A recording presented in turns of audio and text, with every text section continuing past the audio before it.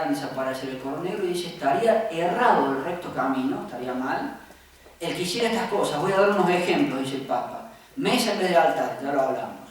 El que quiera hacer desaparecer el color negro de las ceremonias litúrgicas, fue totalmente, me expreso así, liquidado el color negro. Ver una misa de verdad, nuestra verdadera misa más de difuntos de negro, como siempre fue. Otro ejemplo del Papa. Quien prohíba en los templos las imágenes, quien prohíba en los templos las imágenes y estatuas sagradas. Eso no pasó en todos los lugares, pero sí en cuantos las iglesias católicas quedaron absolutamente peladas.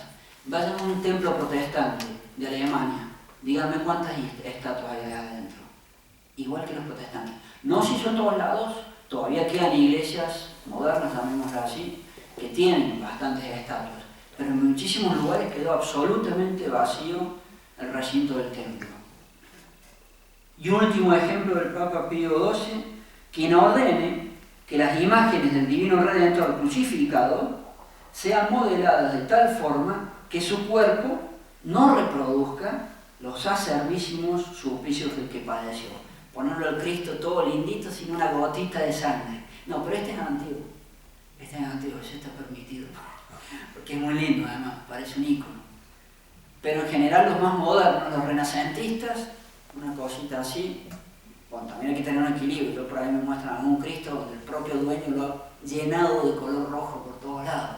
Bueno, hay que tener un equilibrio, pero de cualquier manera, esos que quieren que no se note la pasión, ya estaba condenado. Y termina diciendo esta cita. Y sin la corona. Sin la corona también, tantos detalles. O poner el Cristo saliendo de la cruz. Es una barbaridad. En muchísimas iglesias está el Cristo como despegándose de la cruz. El resucijo. Del crucifijo. En efecto, esta forma de pensar, dice el Papa, desea revivir aquella exagerada e insana pasión por las antigüedades provocada por el ilegítimo concilio de Pistoia. El concilio de Pistoia fue el que estableció fuertemente los cánones de la herejía jansenista, que recién hacían alusión. Dice el Papa que viene de ahí.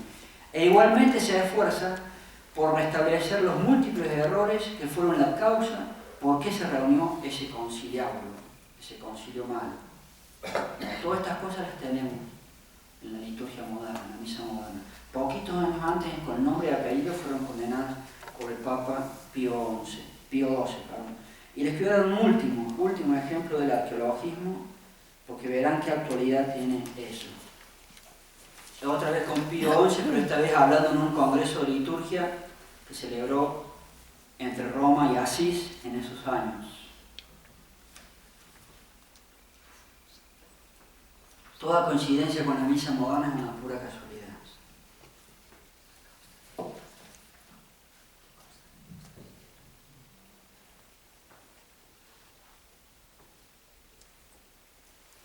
Literalmente dice el Papa Pío XII, me escuchen, separar el tabernáculo donde está Dios, las hostias consagradas, el sagrario, separar el tabernáculo del altar, es decir, que el altar y esté el tabernáculo en otro lugar. ¿Alguna coincidencia con la misa moderna?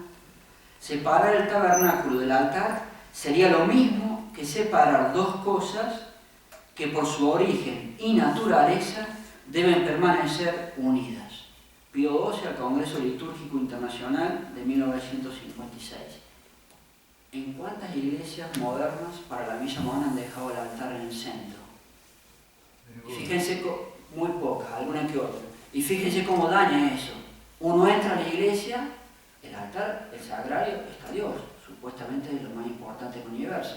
Y en el centro no está Dios, está al costado Dios. ¿Y a quién se ve en el centro? En la misma ceremonia litúrgica. A Moa, al ser humano. Y Dios al costado. Dijo, eso está mal, decía Pío XII. 15 años después lo hicieron con la misa moderna.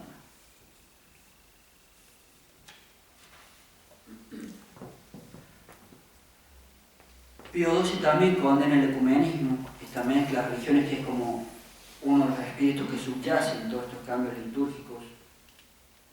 En Humani Generis se expresan unos párrafos sobre él. También en su época, cuando está vivo el Santo Oficio, sacó un decreto de moción ecuménica donde condenaba todo ese falso ecumenismo de mezcla de religiones sin buscar la conversión de las falsas religiones hacia el catolicismo. Todo el ecumenismo es lo que subyace en gran medida, si no es lo principal, en estos cambios litúrgicos. Cuando él hizo estas condenas o estas aclaraciones hubo una aparente sumisión, pero cuando se murió Pío XII, ahí llegó todo. Mientras este esté, no podemos hacer mucho, habrán dicho. Y esa forma de actuar con una aparente sumisión la traía a colación el Papa San Pío X, unos años atrás, ella lo había visto, que ellos actuaban de esa manera. Él veía que cuando uno los condenaba, decía el Papa San Pío X, da una aparente sumisión buscando seguir haciendo las cosas un poco después.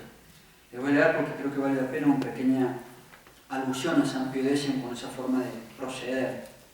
Llega la condena, insinúan una aparente sumisión y en cuanto pueden avanzan otra vez. Así han hecho las cosas. Decía ya el Papa San Pío X sobre esa forma, ellos continúan, después de la condena, por el camino emprendido. Lo continúan aún después de reprendidos y condenados, encubriendo su increíble audacia con la máscara de una aparente humildad. Sigue diciendo San Pío X, doblan fingidamente sus servicios, pero con sus hechos y con sus planes prosiguen más atrevidos lo que emprendieron.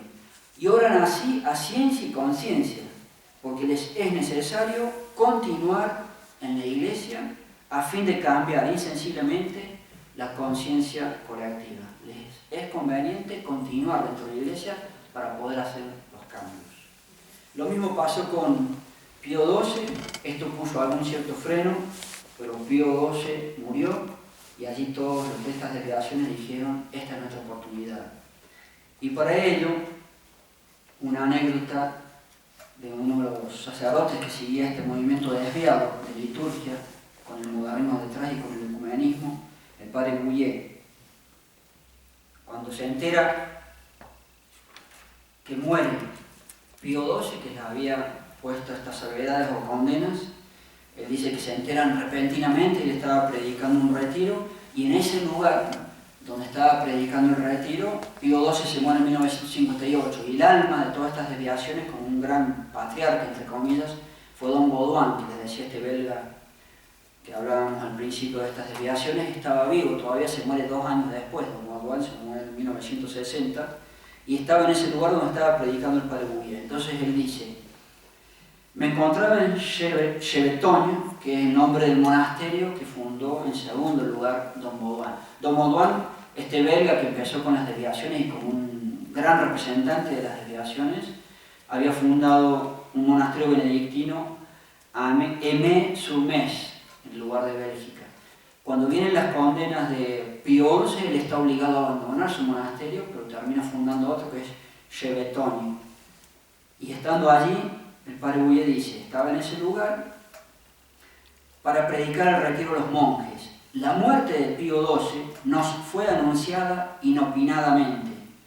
Esa noche, en la celda a la que había regresado el viejo don Lambert Baudouin, ya estaba muy anciano, se muere 2 años después, al final de su recorrido terrestre, tuvimos con él una conversación, y dijo don Baudouin, si eligieran, se había muerto Pío XII, si eligieran a Roncalli, todo sería salvado. Sería capaz de convocar un concilio y consagrar el ecumenismo. Tengo fe, tenemos una oportunidad. La mayoría de los cardenales no saben qué hacer, son capaces de votar por él. Y salió votado y fue el Papa. Dice, esta es nuestra oportunidad si sale Roncalli. Y salió Roncalli.